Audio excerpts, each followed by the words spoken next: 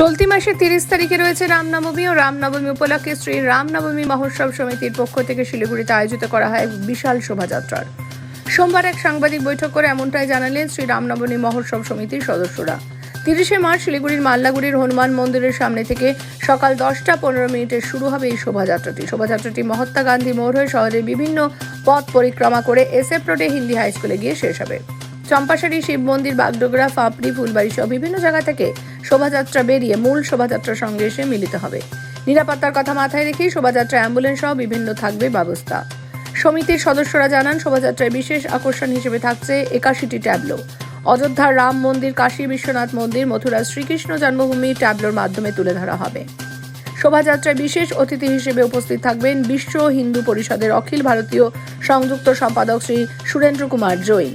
এদিন শ্রী রামনবমী মহোৎসব সমিতির সভাপতি দেবব্রত মিত্র বলেন, রামনবমী শোভাযাত্রায় 5 লক্ষ মানুষ অংশগ্রহণ করবেন। শোভাযাত্রায় 81টি ট্যাবলো থাকবে, যা শহরের বিভিন্ন এলাকা পরিক্রমা করবে। পাশাপাশি ভক্তদের জন্য থাকবে প্রসাদের ব্যবস্থা।